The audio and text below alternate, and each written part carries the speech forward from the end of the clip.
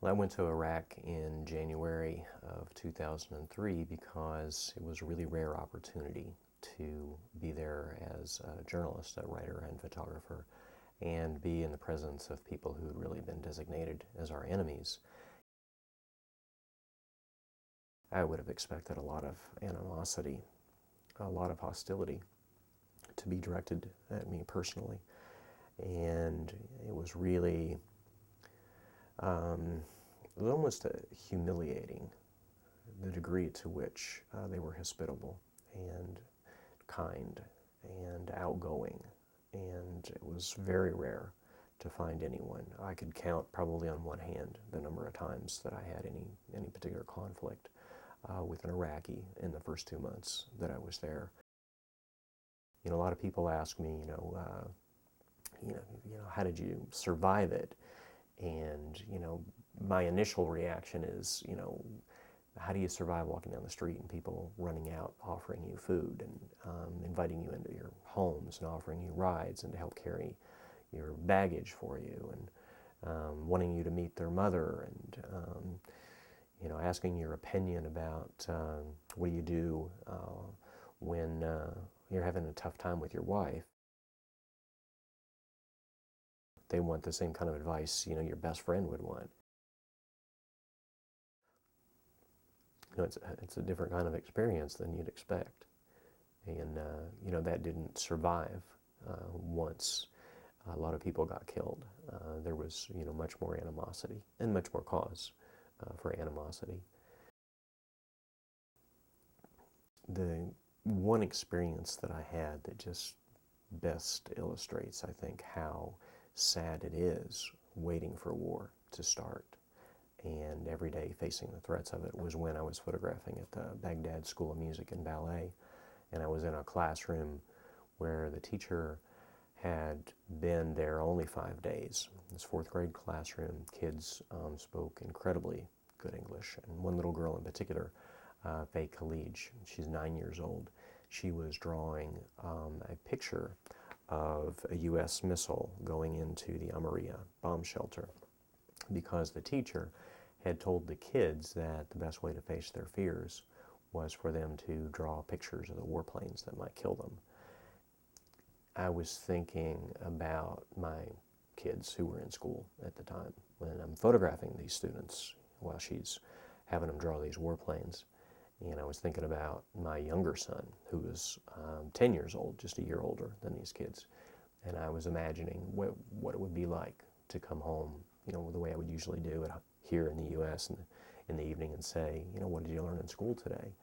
What did you do in school? And he'd say, well, we drew pictures of the warplanes that would kill us. And, I was just, I was just so overcome with rage at the thought, of somebody every day showing these images of how they were going to kill my kids. And I started crying. And the teacher saw me and she started crying. And, I looked around the room and I was thinking, I wonder who will make it. And the teacher, pointed out to the kids, you should say your goodbyes now because when you come back, if it happens, and it could happen at any minute, that your friends may not be here.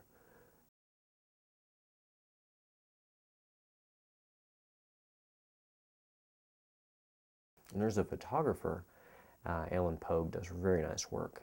He lives I think he's in Austin, Texas. He had a show of Iraq photographs in February of 2002.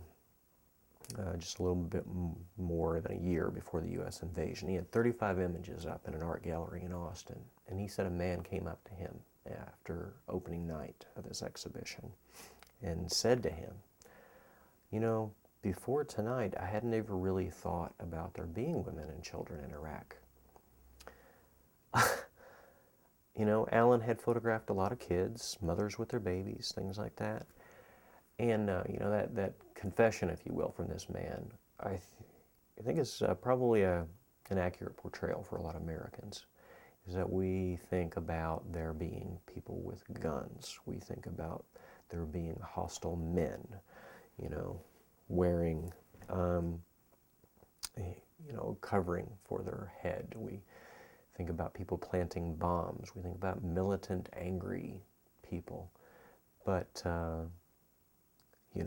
mothers feeding their babies, little kids playing basketball in the streets, people standing in line at the pharmacy, people, brewing tea. Those things get overlooked, and it just becomes violence and destitution and depravity. And my images aren't about those things.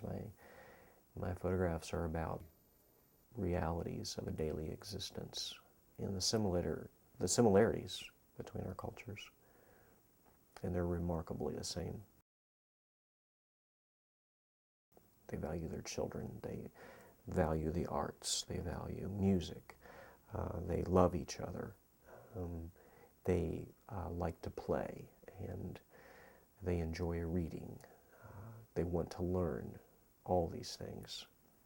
And it is surprising to many people when they're looking at my photographs that there are Arabs seeming to fill the roles of Americans in my images, because in many ways we're awfully alike.